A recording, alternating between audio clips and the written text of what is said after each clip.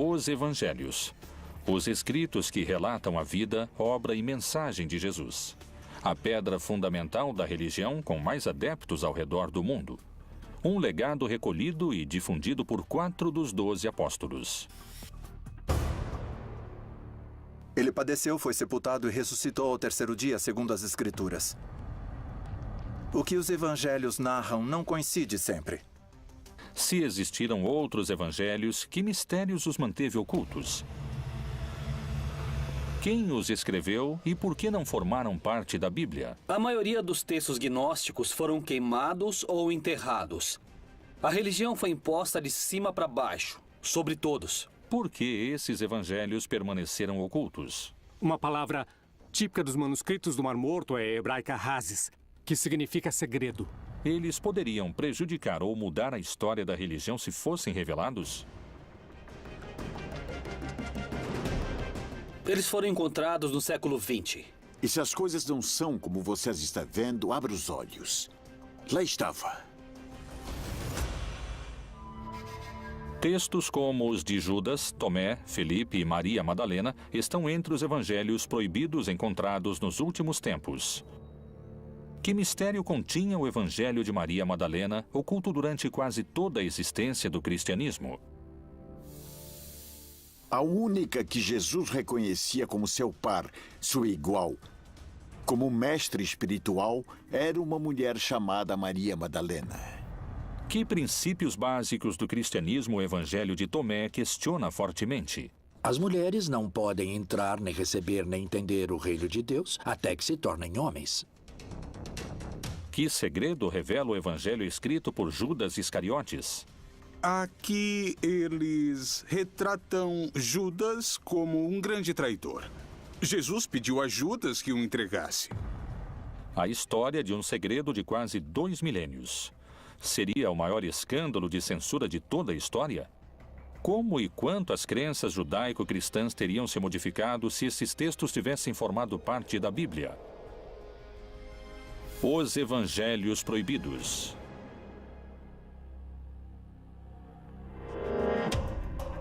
A Bíblia contém 1.189 capítulos, 31.102 versículos, 773.693 palavras e 3.566.480 letras. Não admite nenhuma a mais e nenhuma a menos. Evangelho significa boa notícia, um anúncio que tem um conteúdo positivo. Isso significa evangelho. A palavra cânone em grego significa regra, ou seja, é um texto que reconhecemos como regrado. E a igreja identifica nele uma determinada realidade. É uma regra, é uma legislação, é um reconhecimento da validade desses textos. Os 4 evangelhos canônicos são Mateus, Marcos, Lucas e João. A pergunta é, até onde esses materiais têm realmente uma base histórica? Eles realmente têm como origem o Jesus histórico?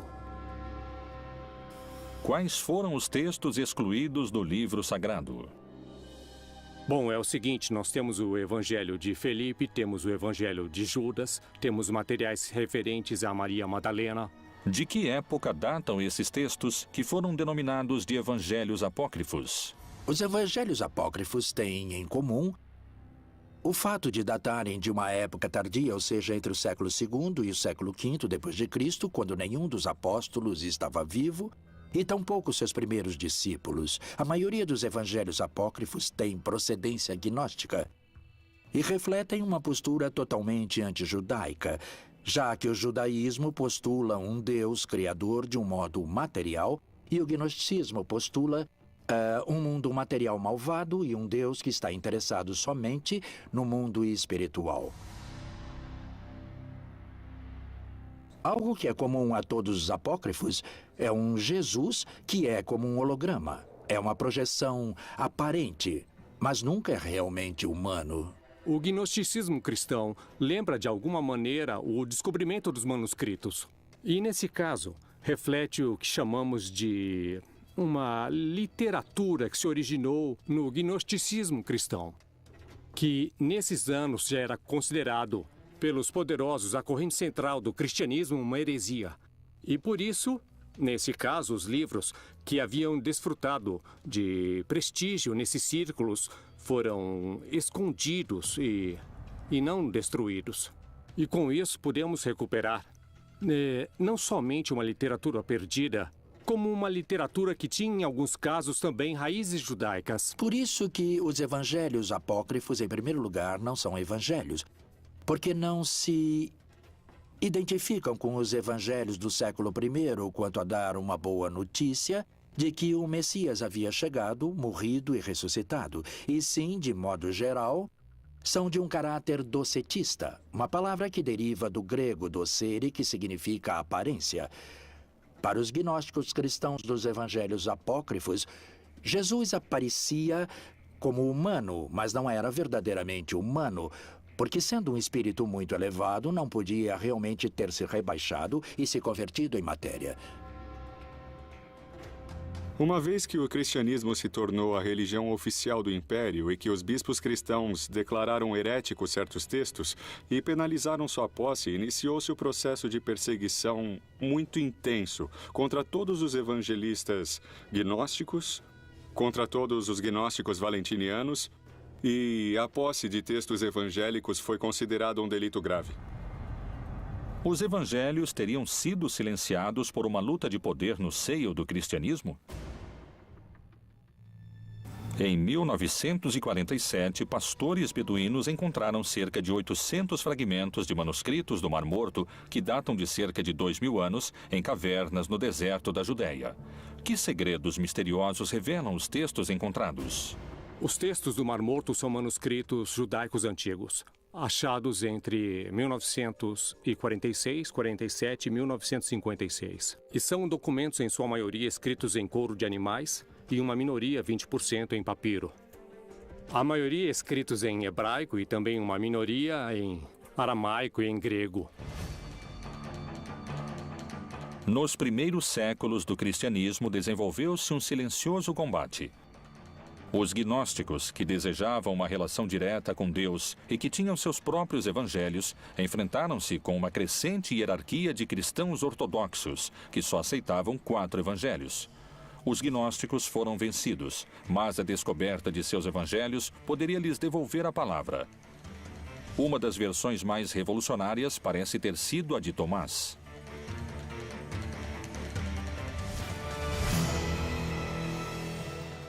Há um escrito que alguns chamaram de Quinto Evangelho, que é o Evangelho de Tomé. Na verdade, nós o conhecemos pela tradução em copta, que foi achada na região do Egito, onde, por certo, muitos dos gnósticos cristãos foram viver. Há uma biblioteca descoberta perto das cataratas do Nilo, que se chama Nag Hammadi, e onde foi descoberta uma quantidade maravilhosa de textos antigos, muitos deles, precisamente, de origem gnóstica. Depois disse a Tomé: põe aqui o teu dedo e vê as minhas mãos, e chega a tua mão e põe-na no meu lado. E não sejas incrédulo, mas crente. Disse-lhe Jesus: porque me viste, Tomé, creste. Bem-aventurados os que não viram e creram. Tomé duvidou da ressurreição, tanto nos textos apócrifos como nos textos canônicos. É muito peculiar. Porque o Evangelho de Tomé não fala de quem era Jesus, nem que nasceu de uma virgem, não menciona Maria, nem seu pai, nem seus irmãos, nem a vida de Jesus, nem como morreu. Só fala dos dizeres de Jesus. É uma coleção de 117 dizeres de Jesus. Grande parte dos dizeres de Jesus não aparecem em nenhuma outra parte do Novo Testamento. E fala de um Jesus muito místico, muito espiritual. E que o reino dos céus está dentro de cada pessoa. E que se você desenvolver o reino dos céus através do amor, do altruísmo, não julgar, perdoar, etc., o reino dos céus cresce dentro de você. O reino está dentro de vós, e também está em vosso exterior. Quando conseguirdes conhecer a vós mesmos, então sereis conhecidos e compreendereis que sois filhos do Pai vivo. Há quem diga que se os textos tivessem ficado dentro da Bíblia, seria um contra-argumento do cristianismo institucionalizado. Por exemplo, um texto de Lucas, em que Jesus diz: o reino dos céus está. Em grego escreveram mesos, vocês. Mesos pode ser traduzido como dentro ou entre. E Tomé vai dizer que Jesus disse dentro de vocês. O reino dos céus está dentro de cada um. Qual seria a mudança fundamental que poderia provocar a tradução segundo o texto de Tomé? Não haveria igreja. A igreja em si significa grupo, significa pessoas convocadas, congregadas. Por que pode ser igualmente traduzido como Tomás traduz? O reino dos céus está dentro de cada um. Para o gnosticismo, a experiência religiosa é uma experiência imediata que não requer mediação do sacerdote ou do bispo. Nós temos mediações para aprender. Temos mediações para nos relacionar com os demais, temos mediações na linguagem, temos mediações no modo de nos comportar com os outros. E prescindir de mediações é uma pretensão que realmente não corresponde à prática e à experiência humana natural. Nesse sentido, uma mediação social e uma mediação institucional são imprescindíveis, não só no âmbito da fé, como praticamente em qualquer âmbito da vida cultural. Isso representava um desafio e também uma ameaça política muito séria para os bispos cristãos, pois o seu papel como mediadores entre o homem e o céu, ou entre o homem e Deus, era colocado sob suspeita. A salvação através do conhecimento interior é um dos princípios gnósticos. Jesus disse: aquele que busca, continue buscando até encontrar. Quando encontrar, ele se perturbará. Ao se perturbar, ficará maravilhado e reinará sobre o todo. Além disso, o Evangelho de Tomé prega outro modo de se relacionar com Deus e com a morte. O que o Evangelho de Tomás nos convida a entender é que nós não somos nossos pensamentos, não somos nossas emoções. Segundo os gnósticos, na medida que aprendemos a tomar distância e a deixar de pensar e de crer que somos nossos pensamentos e nossas emoções, podemos concentrar nossa atenção em quem observa esses pensamentos e emoções. E, paulatinamente, vamos nos identificando com o observador, e não com esse ruído mental e essas emoções. E é aí que reside o segredo da imortalidade para eles. Jesus disse: eu mesmo vou guiá-la para torná-la macho, para que ela também possa tornar-se um espírito vivo semelhante a vós machos. Porque toda mulher que se tornar macho entrará no reino do céu. Tomé queria um mundo não só sem instituições, como também sem mulheres, segundo afirmam alguns especialistas. O Evangelho de Tomé não tem uma mensagem central, porque parece somente um mosaico de dizeres atribuídos a Jesus. No entanto, temos um caso muito curioso. Ele diz que Maria Madalena terá de se converter em homem porque as mulheres não podem entrar, nem receber, nem entender o reino de Deus até que se tornem homens. O Evangelho de Tomé não foi o único que permaneceu oculto durante séculos. O manuscrito do apóstolo Felipe também foi recuperado. Nos escritos de Felipe, este contradiz Tomé em relação ao lugar que ocupa a igreja e a mulher. Esses textos poderiam revelar um mistério cuja força mudaria para sempre os conceitos cristãos sobre a sexualidade? Que Jesus tenha se enamorado de uma mulher em sua juventude é muito provável. Muitas mulheres que o seguiam se enamoravam dele, isso é evidente e seguríssimo, não? Outra passagem do Evangelho de Felipe é ainda mais descritiva do papel das mulheres. Havia 3 que sempre caminhavam com o Senhor: sua mãe, Maria, sua irmã e Madalena, que era chamada sua companheira. Sua irmã, sua mãe e sua companheira, todas chamavam-se Maria. O Evangelho de Felipe também diz que Pedro, em algum momento, insistiu para que deixassem as mulheres de lado, que não poderiam ser discípulas nem apóstolas de Jesus. E Jesus responde de maneira maravilhosa. Ele diz: deixem que elas nos sigam, porque a que se tornar minha discípula terá um espírito vivo como o de vocês, varões. E Pedro insistiu, não, sobretudo Maria, que ela, Maria, nos abandone, a Maria de Magdala. E Jesus lhe disse, toda mulher que se humanize a si mesma entrará no reino dos céus. Esse texto também está no Evangelho de Felipe e também o tiraram. Nesses textos são mencionados elementos das mulheres, personagens femininas. Falam do espírito como algo feminino, o que não agradou às pessoas que decidiam que textos que entravam ou não entravam. Então, os excluíram completamente, porque a postura sempre foi de um ponto de vista masculino. Os evangelhos proibidos de Tomé e Felipe não são os únicos que relatam uma versão distinta da encontrada na Bíblia oficial. Que versão surpreendente se encontra nas páginas dos textos de Judas Iscariotes que poderia mudar para sempre a imagem que o cristianismo teceu sobre ele?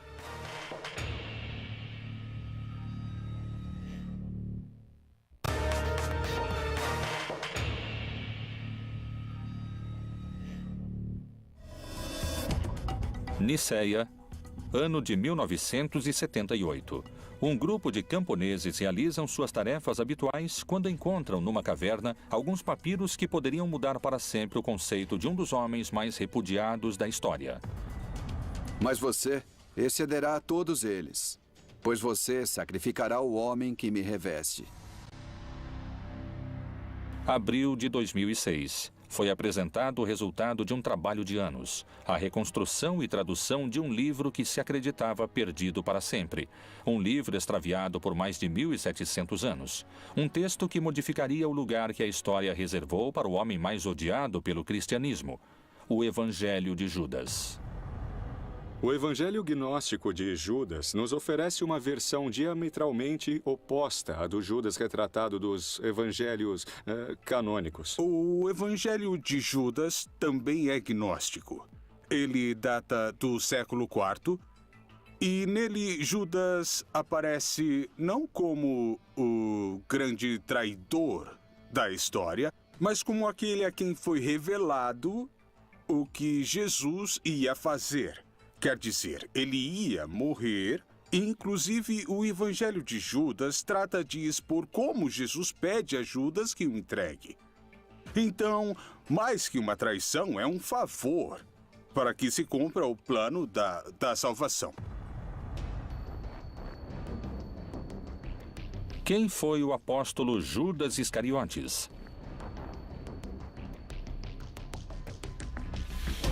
Segundo os evangelhos canônicos, foi o traidor que revelou o lugar onde poderiam capturar seu mestre, tal como havia anunciado o próprio Jesus durante a última ceia.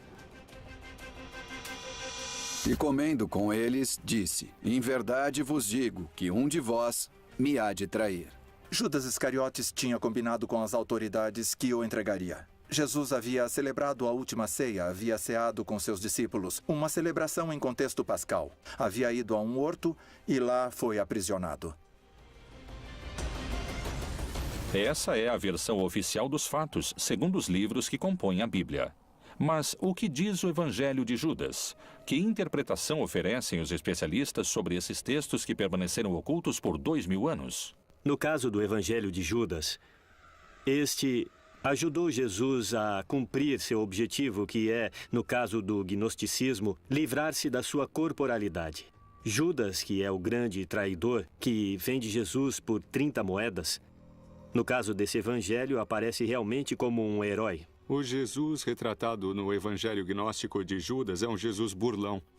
Um Jesus sarcástico que zomba da ignorância de seus discípulos e que abertamente prefere Judas e faz de Judas seu apóstolo predileto, porque diz que Judas é o único que entende que Jesus não é uma pessoa, não é somente um corpo. Jesus não é uma encarnação de Deus na Terra e tampouco é um ser humano. É um estado de consciência que qualquer pessoa pode alcançar. Qual foi então o papel de Judas segundo esses textos? O texto de Judas é o texto de uma comunidade que quer retomar esse personagem, quer reivindicar esse personagem de alguma maneira. e o coloca dentro de todo um plano que Deus tinha para a morte de Jesus. Nem mais nem menos. Ele abre a porta para que Jesus consiga se desfazer de seu corpo. Algo desagradável e que não está incluído na doutrina gnóstica. E que coloca Judas em primeiro lugar. Enquanto que na doutrina cristã genérica ou geral, Judas é menosprezado, é um ser cobiçoso, um ser vil, que é imediatamente enviado para o inferno. Judas não dá nenhuma importância, nem tampouco Jesus, à crucificação, porque Cristo não se identifica nem com o seu corpo, nem com a sua mente, nem com suas emoções. Segundo esse evangelho, é o próprio Jesus que confere a Judas o lugar que ocupará na história. Afaste-se dos outros e eu lhe contarei os mistérios do reino. É possível você alcançá-lo, mas você sofrerá muito. Por que as passagens são tão contraditórias?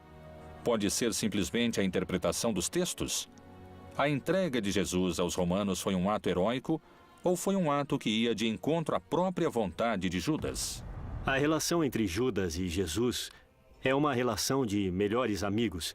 De fato, Judas se nega a fazer o que Jesus lhe pede, ou seja, denunciá-lo, acusá-lo. São muitas as versões que existem em torno de Judas. Mas o que dizem os textos censurados e escondidos do seu próprio evangelho? Mas você cederá a todos eles, pois você sacrificará o homem que me reveste. Mas além da revelação do papel heróico de Judas na história, esse evangelho também coloca em primeiro plano a luta entre os gnósticos e a igreja. No evangelho de Judas, a crucificação também é um símbolo. E, portanto, a cruz é um símbolo místico que representa, por um lado, o princípio ativo masculino, representado no eixo vertical da cruz, e o princípio feminino masculino, representado pelo corte transversal horizontal que forma a cruz. A crucificação representa a possibilidade de se libertar, de se afastar desses dois princípios que fazem parte da natureza de cada pessoa. Então, mais que uma traição, é um favor para que se cumpra o plano da salvação. O evangelho de Judas o descreve não como um traidor, mas sim como um herói fundamental para cumprir o plano de Deus.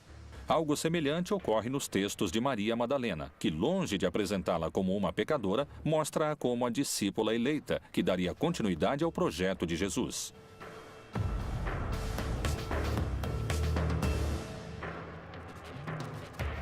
Esse evangelho foi encontrado somente em 1896. Que segredo oculto revela o evangelho de Maria Madalena? A mulher mais misteriosa da Bíblia deixou escritos seus próprios segredos.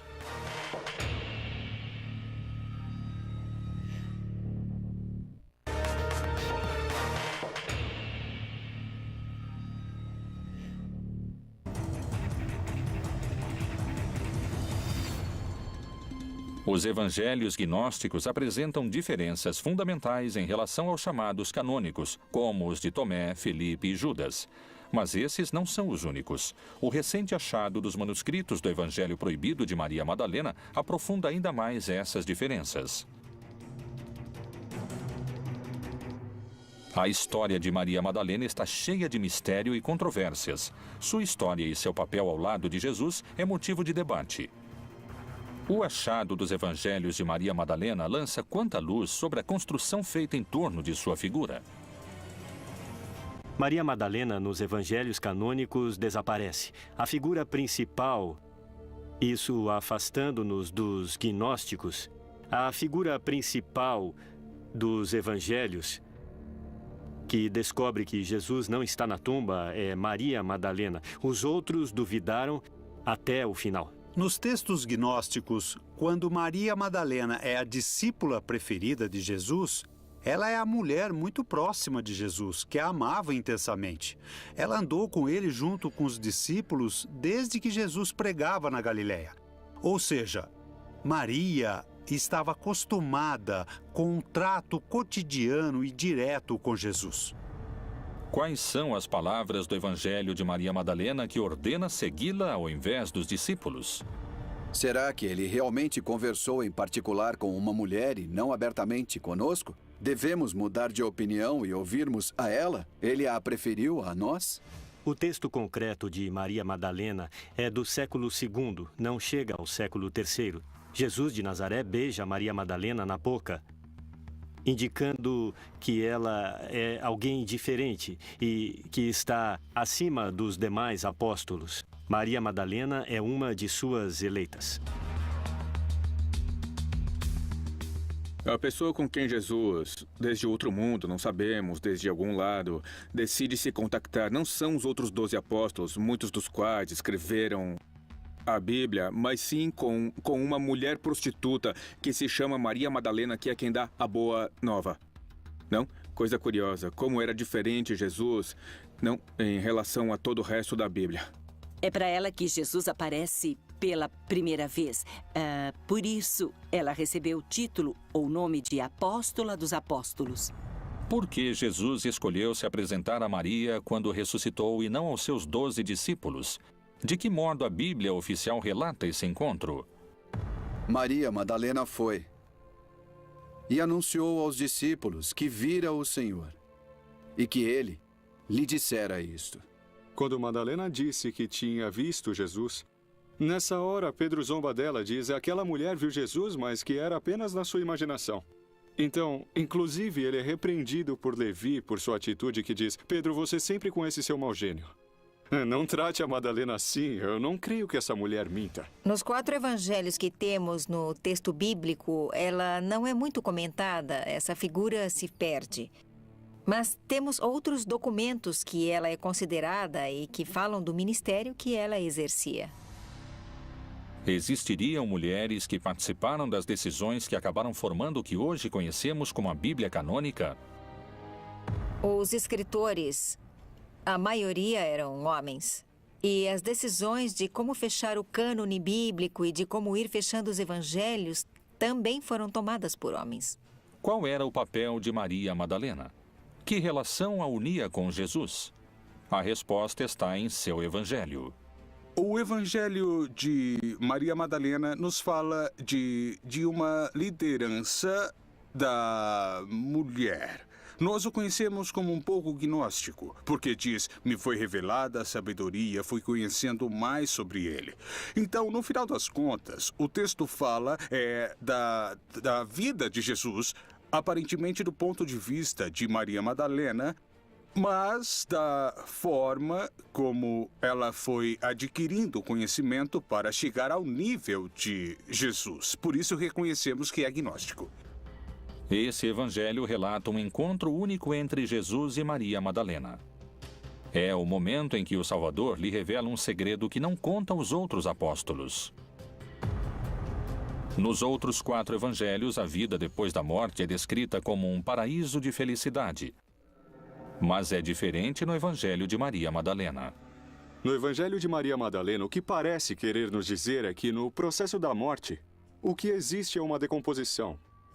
O que existe é uma dispersão das nossas emoções, de nossos pensamentos, uma ruptura de identidade. Esses são os demônios que Maria Madalena enfrenta. Mas, por outro lado, o que perdura é a atenção, a consciência, que é o contrário do pensamento.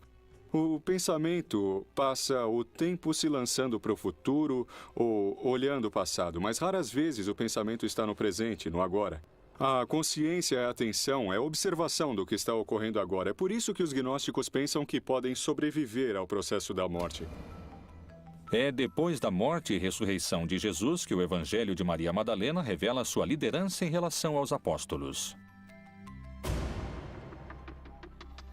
Maria Madalena se levantou, cumprimentou a todos e disse a seus irmãos: Não vos lamentais nem sofrais.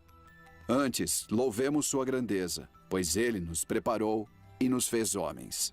No evangelho que leva o seu nome, ela aparece como uma figura central. Geralmente se referem a ela, ou ela mesma se refere a si mesma como a alma. E isso permite entender que, na concepção gnóstica, a divindade não só é masculina, mas a divindade também tem uma dimensão feminina. Antigamente, as pessoas se persignavam em nome do Pai Criador, do Filho Redentor e da Mãe da Sabedoria. Havia uma mulher na Trindade, Como o espírito, em hebraico e em grego, é feminino, o Espírito Santo era uma figura feminina. As primeiras igrejas cristãs se encontravam nas próprias casas dos seguidores. Lá, as mulheres tinham um papel predominante dentro da comunidade e na pregação do Evangelho. Não havia sacerdócio no século I. Não havia homens nem mulheres sacerdotes, mas quem partiu o pão era a mulher. A dona da casa onde se reuniam era a mulher, não era um assunto de homens. Foi no concílio de Nicéia que expulsaram os gnósticos e excomungaram todos os textos que diziam que a mulher era importante para Jesus, que Maria Madalena era uma apóstola importante. E, sobretudo, no concílio de Constantinopla, no ano 380, excomungaram quem acreditava que havia uma feminilidade em Deus. Jesus trata de maneira semelhante os homens e as mulheres e os convoca para seu grupo. O grupo de Jesus é uma nova maneira de estar na Terra. As mulheres comem diante dos homens quando nessa cultura não podem. Só diante de seus maridos elas podem se descobrir para comer. Bom, se a Igreja Católica Romana tivesse aceitado mulheres sacerdotes, teria se aproximado mais das pessoas. Jesus caminhou com mulheres e homens. A Igreja não aceita isso. Considera apenas o homem. Não quer ver o que Jesus deixou. Os textos são simbólicos, quer dizer, a única que Jesus reconhecia como seu par, seu igual, como mestre espiritual, era uma mulher chamada Maria Madalena. Cada evangelho proibido tem sua postura. Segundo muitos afirmam, os textos de Maria Madalena encontrados poderiam ter mudado a história do catolicismo, se tivessem sido incluídos nos chamados textos canônicos. Chegou a nós um texto escrito por uma mulher. Não sabemos que mulher e se sabia escrever. Numa análise filológica, é um olhar de mulher. Chama-se o Evangelho de Maria Madalena. Não foi escrito por Maria Madalena, é claro, ela não sabia escrever. Mas há aí uma mulher.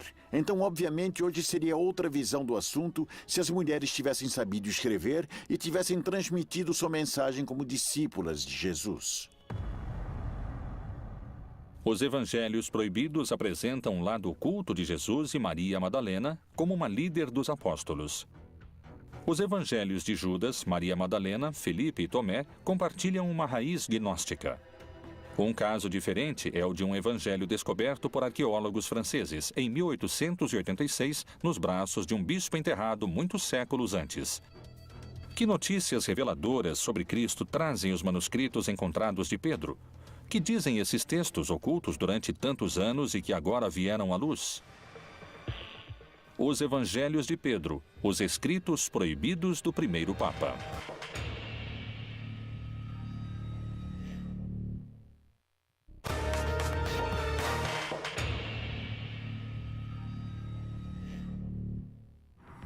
Alto Egito, século VIII.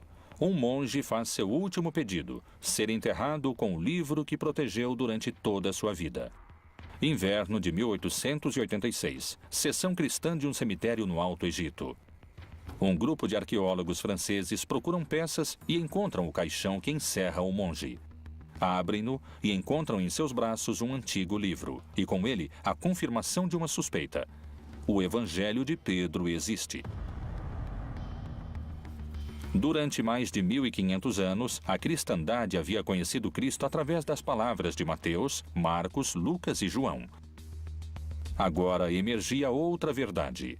É um evangelho que tem muitas diferenças com o que dizem de Pedro nos 4 evangelhos canônicos, e especialmente em relação ao episódio da ressurreição. O que diferencia o Evangelho de Pedro dos evangelhos oficiais? O relato da ressurreição de Jesus está reconstruída, está ampliada, está aumentada, tem mais fantasia. E Pedro tem um papel maior, envolve muito mais os grupos judius, como que se arrependendo de não haver aceitado Jesus em seu momento. No Evangelho de Pedro, diferentemente do resto dos evangelhos, ele narra e descreve detalhadamente o episódio da ressurreição. Creio em um só Deus, Pai Todo-Poderoso, Criador do céu e da terra, e de tudo que é visível e invisível. E por causa disso foi crucificado nos tempos de Pôncio Pilatos. Padeceu e foi sepultado e ressuscitou ao terceiro dia, segundo as Escrituras. Outra das enormes diferenças que existem entre o Evangelho de Pedro e o restante que os evangelhos nos contam sobre Pedro é que, efetivamente, o Evangelho de Pedro diz que o responsável pela execução de Jesus realmente não foi Pilatos, e sim Herodes. Além disso, Pedro relata o momento da ressurreição em que o centurião e seus companheiros de guarda se apressaram a visitar Pilatos à noite, abandonando o sepulcro para lhe contar sobre a ressurreição. Depois, todos se aproximaram, pedindo e suplicando que ordenasse ao centurião e aos soldados não contar a ninguém o que tinham visto. Para nós, diziam, é melhor sermos culpados de gravíssimo pecado diante de Deus do que cairmos nas mãos do povo judeu e sermos lapidados. Pilatos, então, ordenou ao centurião e aos soldados que nada dissessem. Se não tivessem realmente mantido silêncio quanto à ressurreição de Jesus, suponho que tivesse acontecido o mesmo. Mas o que é muito importante ver é por que os evangelhos canônicos enfatizam tanto que a ressurreição foi uma ressurreição carnal. Por que importa tanto ao cristianismo canônico enfatizar a carnalidade da ressurreição, enquanto que para o gnosticismo a ressurreição de Jesus é algo que se apercebe e se percebe de maneira interna, de maneira espiritual? Essa é a grande diferença que existe entre o Evangelho de Pedro e os evangelhos oficiais. Quem realmente presenciou a ressurreição de Jesus? O resto do texto é muito semelhante aos relatos dos 4 apóstolos incluídos na Bíblia. Tal semelhança desperta algumas suspeitas. Quando foram escritos uns e outros? Quem narrou antes o milagre da ressurreição? Realmente não sabemos quem escreveu os evangelhos no Novo Testamento, nem sabemos quem escreveu esses outros evangelhos. Mas provavelmente foram escritos a partir de coisas que foram transmitidas oralmente. Podem ter sido escritos no final do século I, como o Evangelho de João no Novo Testamento, ou durante o século II. Todos escreveram a partir das histórias contadas pelos seguidores anteriores à época de Jesus. Quando comparamos os evangelhos, em muitos casos a mesma informação aparece em contextos literários diferentes. O que prova que já existia, de alguma maneira, uma flexibilidade na transmissão da tradição no cristianismo antigo, que conheciam as frases, mas nem sempre sabiam em que contexto haviam sido ditas. E por isso, há cristianismos diferentes. Haviam reconstruído esses contextos diferentes. E os evangelhos são a prova de que essas informações parecem ter funcionado, ter sido transmitidas de uma maneira independente, sem o contexto histórico narrativo original. Então, os 4 evangelhos canônicos correspondem às autorias de Lucas, Marcos, Mateus e João? À medida que transcorreu o tempo desde a morte e o desaparecimento de Jesus, os textos perderam cada vez mais valor, quer dizer, perderam valor mais de uma vez. Se está escrevendo um texto 4 séculos depois da morte de Jesus, que parte desse escrito é verdadeiro? De onde saíram esses ensinamentos? E mais, voltemos aos evangelhos canônicos que estão na Bíblia. Não são de Lucas, não são de João, não são de Mateus nem de Marcos. Os evangelhos revelam a vida de Jesus Cristo. Durante centenas de anos, os cristãos só contaram com a versão de Lucas, Mateus, Marcos e João. Que mistérios guardavam os evangelhos proibidos que foram apagados da face da terra?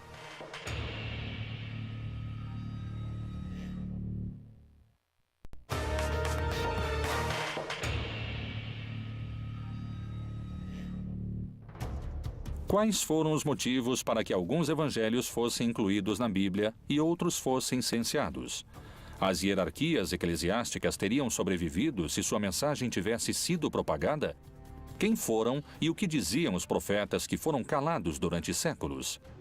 No ano de 312, Constantino, um imperador criado no paganismo romano, um homem que acreditava em muitos deuses, teve uma revelação antes de uma batalha. Constantino teve um sonho em que uma voz lhe disse que se, durante aquela batalha, portasse uma cruz, um crucifixo, seria vencedor. E diz a lenda que foi assim. Na batalha da Ponte Milvia, derrotou Maxêncio, conseguiu unificar um império que estava dividido numa tetrarquia e depois se fez batizar e se converteu no primeiro imperador romano cristão. Isso foi muito significativo e muito relevante para o processo de consolidação política do cristianismo. A partir do triunfo de Constantino, a religião católica mudaria para sempre com o Concílio de Nicéia. Esse concílio ordenou o imperador Constantino para tornar o cristianismo uma religião imperial.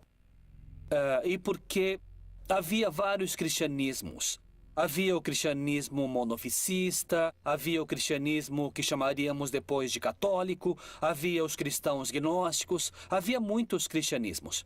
Para unificá-los, Constantino ordenou que os bispos de todos esses cristianismos se reunissem no ano de 325 na cidade de Nicéia, para escolher quais narrações e relatos da vida e da obra de Jesus eram reais e seriam revelados e quais não.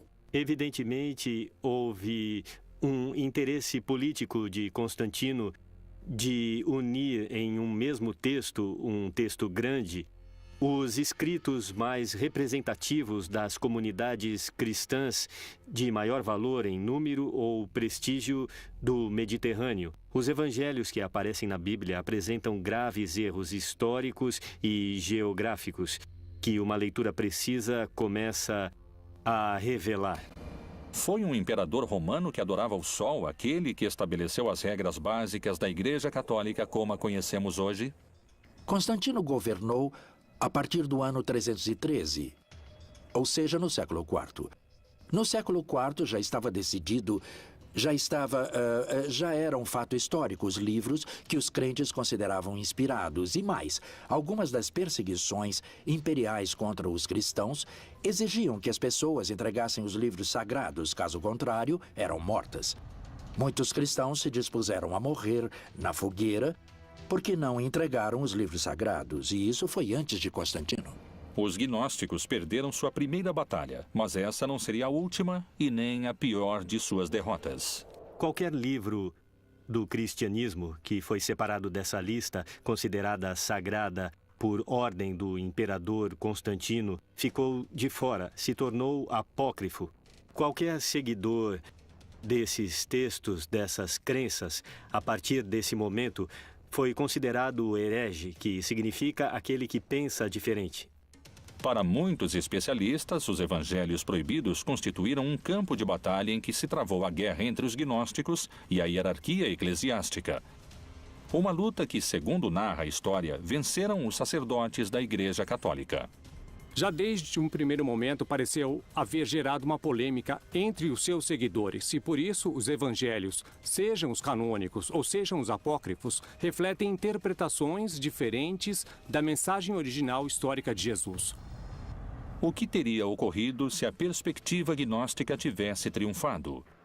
Qual seria o papel da mulher se os textos bíblicos tivessem sido reformulados ou os textos gnósticos incorporados? Como seria a Igreja Católica hoje em dia com esses manuscritos como protagonistas? Essas são algumas perguntas que emergem da Bíblia Proibida.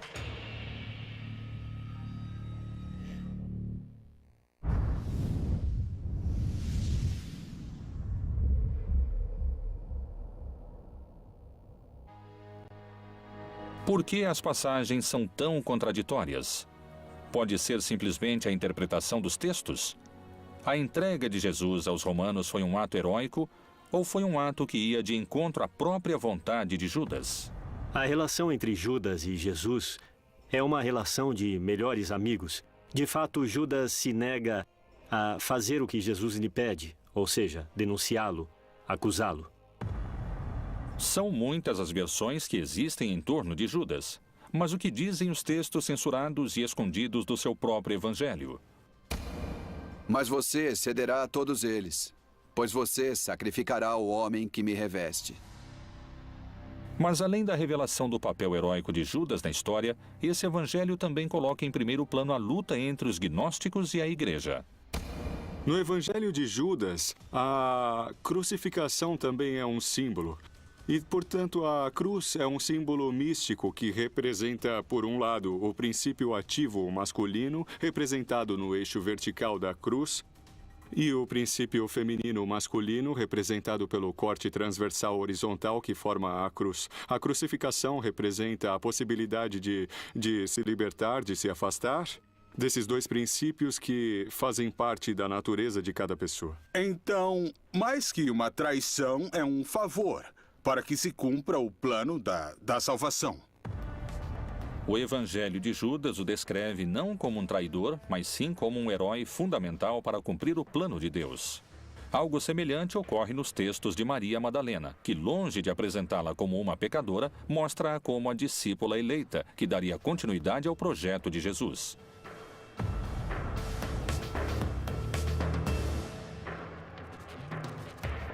Esse evangelho foi encontrado somente em 1896. Que segredo oculto revela o Evangelho de Maria Madalena?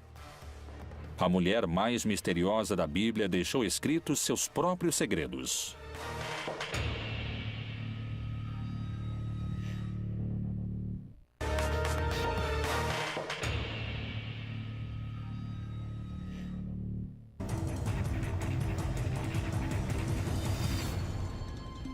Os evangelhos gnósticos apresentam diferenças fundamentais em relação aos chamados canônicos, como os de Tomé, Felipe e Judas. Mas esses não são os únicos. O recente achado dos manuscritos do Evangelho Proibido de Maria Madalena aprofunda ainda mais essas diferenças. A história de Maria Madalena está cheia de mistério e controvérsias. Sua história e seu papel ao lado de Jesus é motivo de debate. O achado dos evangelhos de Maria Madalena... Sua mãe e sua companheira, todas chamavam-se Maria. O evangelho de Felipe também diz que Pedro, em algum momento, insistiu para que deixassem as mulheres de lado, que não poderiam ser discípulas nem apóstolas de Jesus. E Jesus responde de maneira maravilhosa. Ele diz: deixem que elas nos sigam, porque a que se tornar minha discípula terá um espírito vivo como o de vocês, varões. E Pedro insistiu: não, sobretudo Maria, que Maria nos abandone, a Maria de Magdala. E Jesus lhe disse: toda mulher que se humanize a si mesma entrará no reino dos céus. Esse texto também está no Evangelho de Felipe e também o tiraram. Nesses textos são mencionados elementos das mulheres, personagens femininas. Falam do espírito como algo feminino, o que não agradou às pessoas que decidiam que textos que entravam ou não entravam. Então, os excluíram completamente, porque a postura sempre foi de um ponto de vista masculino. Os evangelhos proibidos de Tomé e Felipe não são os únicos que relatam uma versão distinta da encontrada na Bíblia oficial. Que versão surpreendente se encontra nas páginas dos textos de Judas Iscariotes que poderia mudar para sempre a imagem que o cristianismo teceu sobre ele?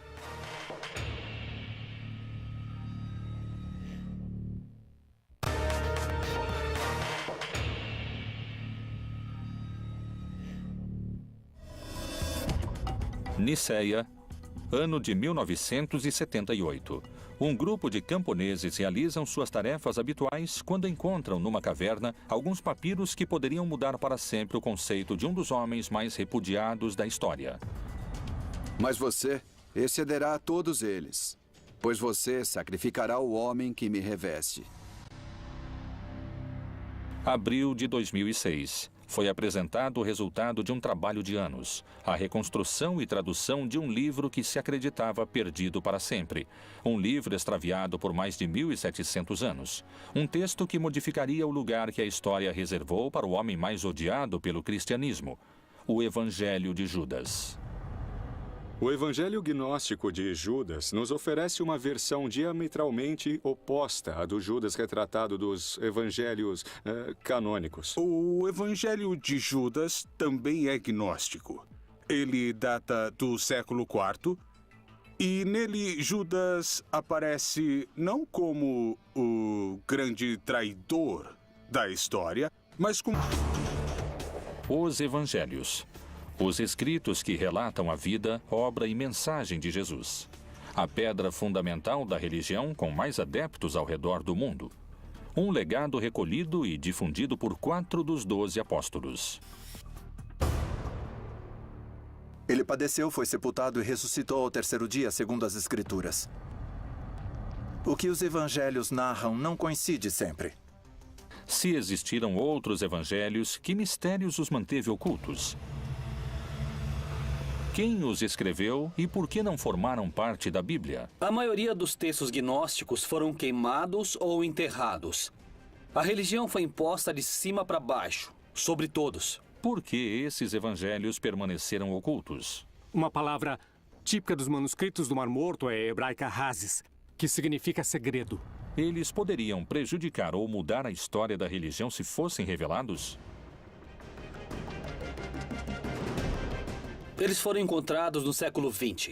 E se as coisas não são como vocês estão vendo, abra os olhos. Lá estava.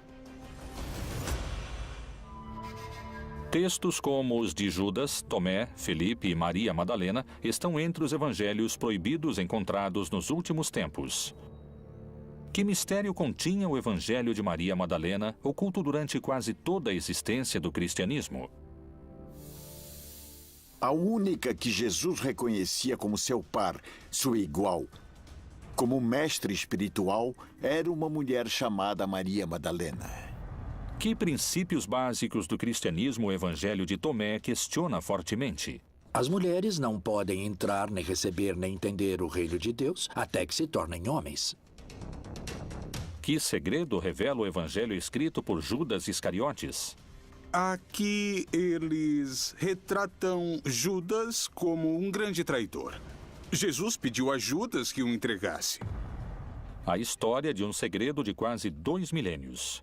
Seria o maior escândalo de censura de toda a história?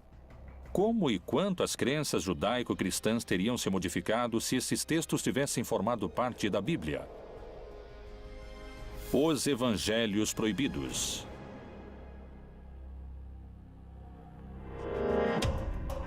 A Bíblia contém 1.189 capítulos, 31.102 versículos, 773.693 palavras e 3.566.480 letras. Não admite nenhuma a mais e nenhuma a menos. Evangelho significa boa notícia, um anúncio que tem um conteúdo positivo. Isso significa evangelho. A palavra cânon... Tradução de um livro que se acreditava perdido para sempre. Um livro extraviado por mais de 1.700 anos. Um texto que modificaria o lugar que a história reservou para o homem mais odiado pelo cristianismo. O Evangelho de Judas. O Evangelho Gnóstico de Judas nos oferece uma versão diametralmente oposta à do Judas retratado dos evangelhos canônicos. O Evangelho de Judas também é gnóstico. Ele data do século IV e nele Judas aparece não como o grande traidor da história, mas como aquele a quem foi revelado o que Jesus ia fazer. Quer dizer, ele ia morrer. Inclusive, o Evangelho de Judas trata de expor como Jesus pede a Judas que o entregue. Então, mais que uma traição, é um favor para que se cumpra o plano da salvação. Quem foi o apóstolo Judas Iscariotes?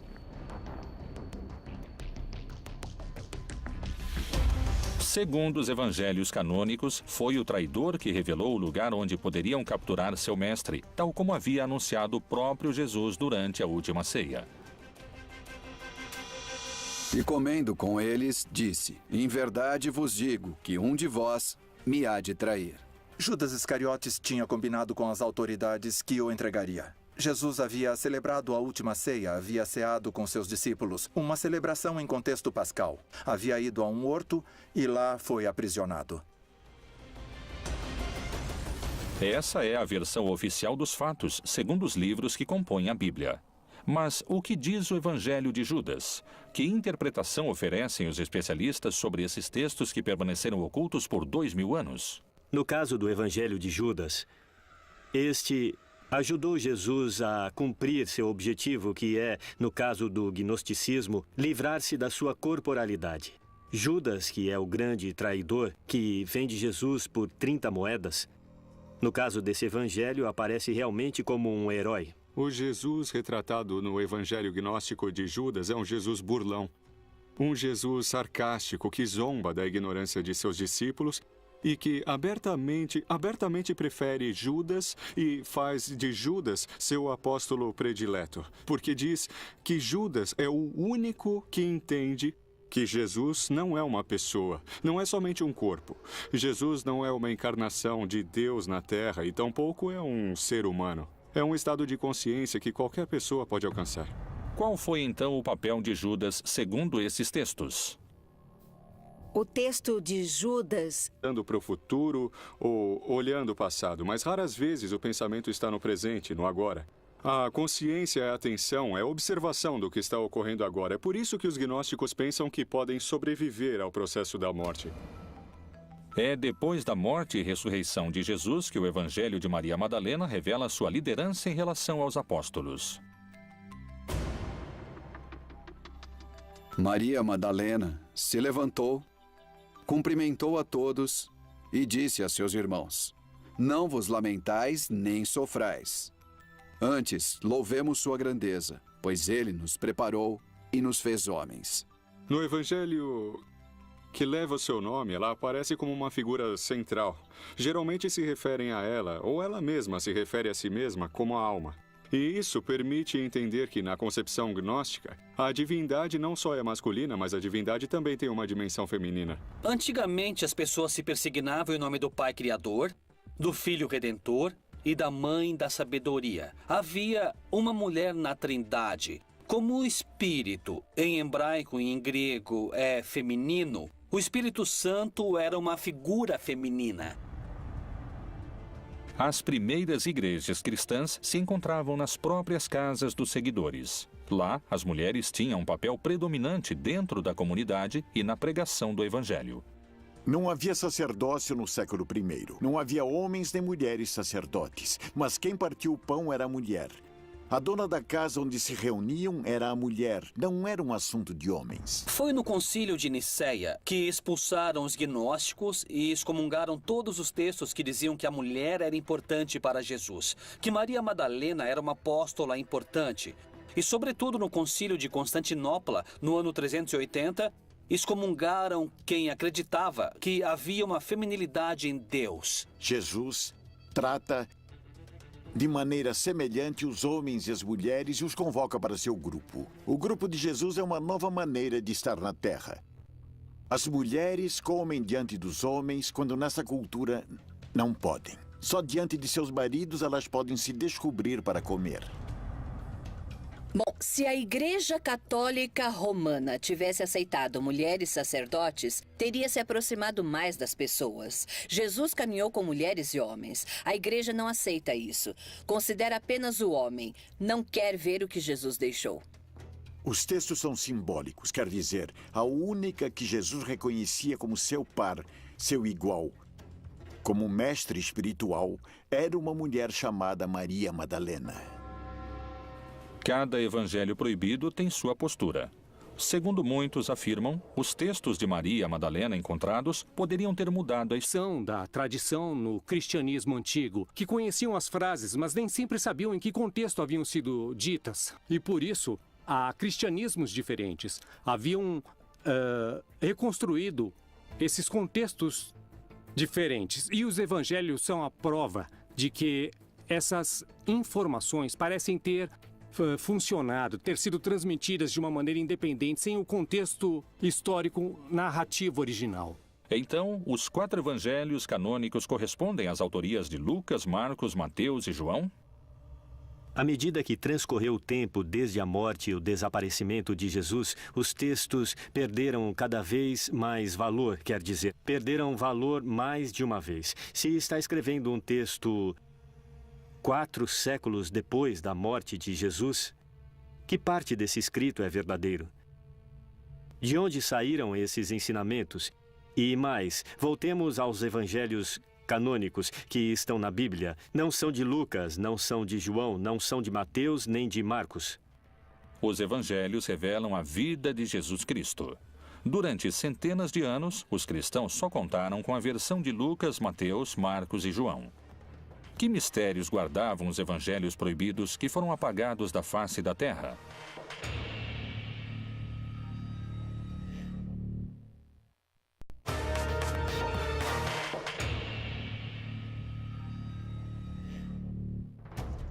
Quais foram os motivos para que alguns evangelhos fossem incluídos na Bíblia e outros fossem silenciados? As hierarquias eclesiásticas teriam sobrevivido se sua mensagem tivesse sido propagada? Quem foram e o que diziam os profetas que foram calados durante séculos? No ano de 312, Constantino, um imperador criado no paganismo romano, um homem que acreditava em muitos deuses, teve uma revelação antes de uma batalha. Constantino teve um sonho em que uma voz lhe disse que se, durante aquela batalha, portasse uma cruz, um crucifixo, seria vencedor. E diz a lenda que foi assim. Na Batalha da Ponte Milvia, derrotou Maxêncio, conseguiu unificar um império que estava dividido numa tetrarquia e depois se fez batizar e se converteu no primeiro imperador romano cristão. Isso foi muito significativo e muito relevante para o processo de consolidação política do cristianismo. A partir do triunfo de Constantino, a religião católica mudaria para sempre com o Concílio de Nicéia. Esse concílio ordenou o imperador Constantino para tornar o cristianismo uma religião imperial. E porque havia vários cristianismos. Havia o cristianismo monofisista, havia o cristianismo que o centurião e seus companheiros de guarda se apressaram a visitar Pilatos à noite, abandonando o sepulcro para lhe contar sobre a ressurreição. Depois, todos se aproximaram, pedindo e suplicando que ordenasse ao centurião e aos soldados não contar a ninguém o que tinham visto. Para nós, diziam, é melhor sermos culpados de gravíssimo pecado diante de Deus do que cairmos nas mãos do povo judeu e sermos lapidados. Pilatos, então, ordenou ao centurião e aos soldados que nada dissessem. Se não tivessem realmente mantido silêncio quanto à ressurreição de Jesus, suponho que tivesse acontecido o mesmo. Mas o que é muito importante ver é por que os evangelhos canônicos enfatizam tanto que a ressurreição foi uma ressurreição carnal. Por que importa tanto ao cristianismo canônico enfatizar a carnalidade da ressurreição, enquanto que para o gnosticismo a ressurreição de Jesus é algo que se apercebe e se percebe de maneira interna, de maneira espiritual? Essa é a grande diferença que existe entre o Evangelho de Pedro e os evangelhos oficiais.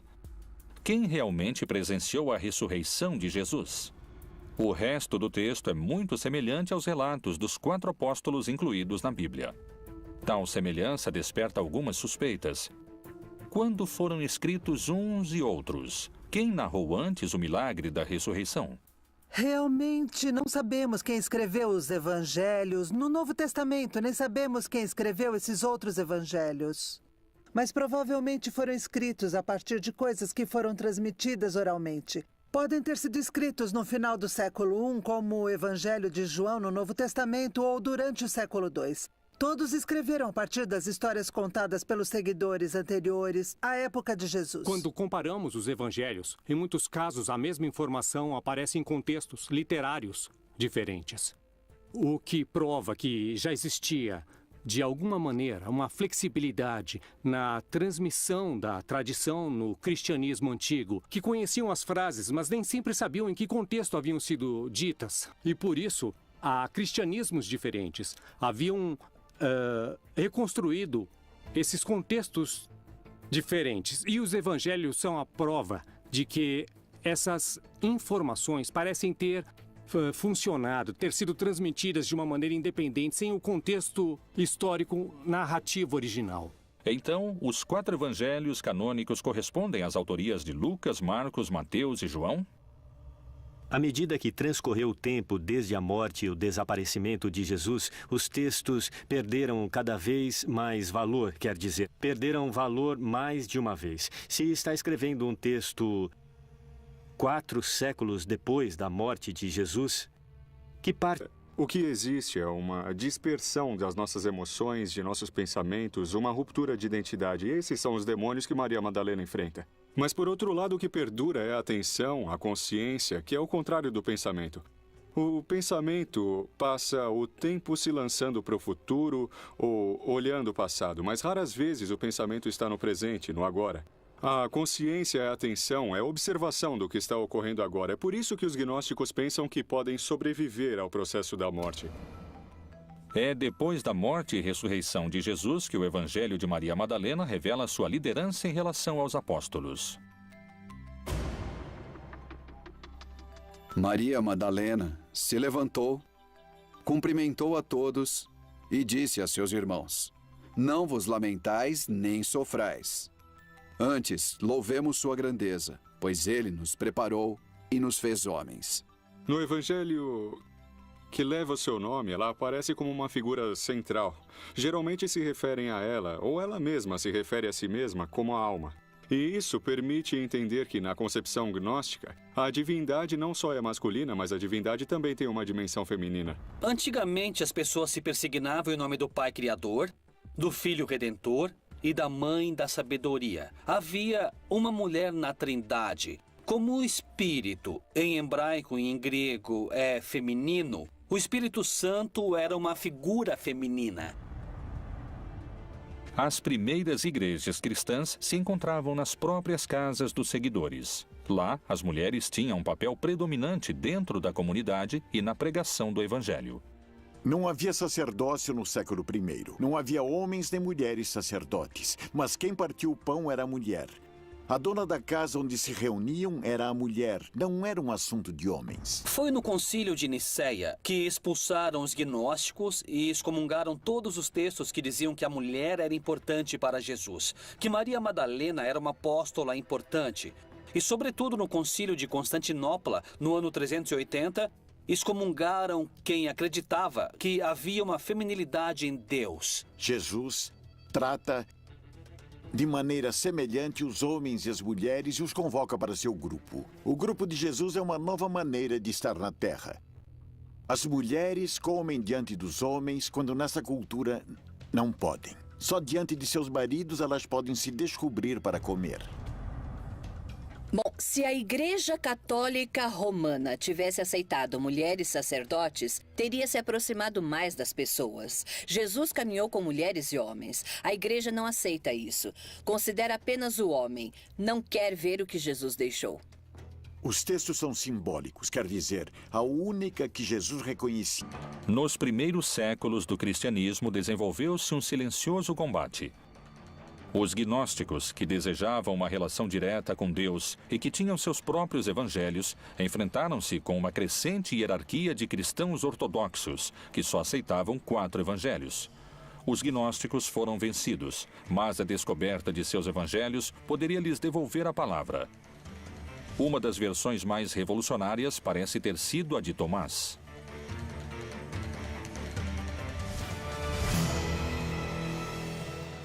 Há um escrito que alguns chamaram de Quinto Evangelho, que é o Evangelho de Tomé.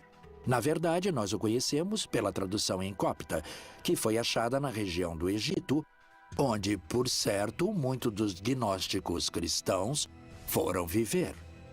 Há uma biblioteca descoberta perto das cataratas do Nilo, que se chama Nag Hammadi, e onde foi descoberta uma quantidade maravilhosa de textos antigos, muitos deles, precisamente, de origem gnóstica. Depois disse a Tomé: Põe aqui o teu dedo e vê as minhas mãos, e chega a tua mão e põe-na no meu lado. E não sejas incrédulo, mas crente. Disse-lhe Jesus: Porque me viste, Tomé, creste.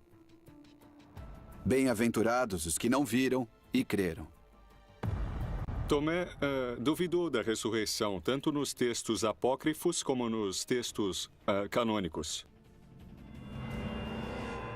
É muito peculiar, porque o Evangelho de Tomé não fala de quem era Jesus, nem que nasceu de uma virgem, não menciona Maria, nem seu pai, nem seus irmãos, nem a vida de Jesus, nem como morreu. Só fala dos dizeres de Jesus.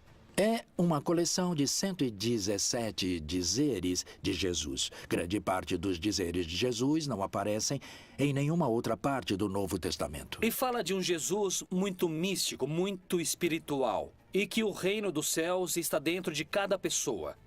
E que se você desenvolver o reino dos céus através do amor, do altruísmo, não julgar, perdoar, etc., o reino dos céus cresce dentro de você. O reino está dentro de vós e também está em vosso exterior. Quando conseguirdes conhecer a vós mesmos, então sereis conhecidos e compreendereis que sois filhos do Pai vivo.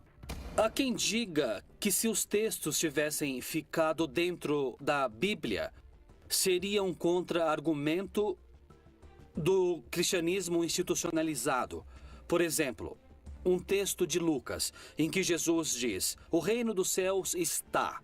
Em grego escreveram messos, vocês. Messos pode ser o reino dos céus está. Em grego escreveram messos, vocês. Messos pode ser traduzido como dentro ou entre. E Tomé vai dizer que Jesus disse dentro de vocês. O reino dos céus está dentro de cada um. Qual seria a mudança fundamental que poderia provocar a tradução segundo o texto de Tomé? Não haveria igreja. A igreja em si significa grupo, significa pessoas convocadas, congregadas. Por que pode ser igualmente traduzido como Tomás traduz? O reino dos céus está dentro de cada um. Para o gnosticismo, a experiência religiosa é uma experiência imediata que não requer mediação do sacerdote ou do bispo. Nós temos mediações para aprender. Temos mediações para nos relacionar com os demais, temos mediações na linguagem, temos mediações no modo de nos comportar com os outros. E prescindir de mediações é uma pretensão que realmente não corresponde à prática e à experiência humana natural. Nesse sentido, uma mediação social e uma mediação institucional são imprescindíveis, não só no âmbito da fé, como praticamente em qualquer âmbito da vida cultural. E isso representava um desafio e também uma ameaça política muito séria para os bispos cristãos, pois o seu papel como mediadores entre o homem e o céu, ou entre o homem e Deus, era colocado sob suspeita. A salvação através do conhecimento interior é um dos princípios gnósticos. Jesus disse: aquele que busca, continue buscando até encontrar. Quando encontrar, ele se perturbará. Ao se perturbar, ficará maravilhado e reinará sobre o todo. Além disso, o Evangelho de Tomé prega outro modo de se relacionar com Deus e com a morte. O que o Evangelho de Tomás nos convida a entender é que nós não somos nossos pensamentos, não somos nossas emoções. Segundo os gnósticos, na medida que aprendemos a tomar distância e a deixar de pensar e de crer que somos nossos pensamentos e nossas emoções, podemos concentrar nossa atenção em quem observa esses pensamentos e emoções. E, paulatinamente, vamos nos identificando com o observador, e não com esse ruído mental e essas emoções. E é aí que reside o segredo da imortalidade para eles. Jesus disse: eu mesmo vou guiá-la para torná-la macho, para que ela também possa tornar-se o espírito vivo semelhante a vós machos.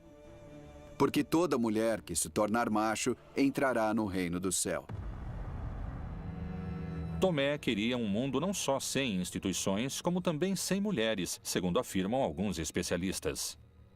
O Evangelho de Tomé não tem uma mensagem central, porque parece somente um mosaico de dizeres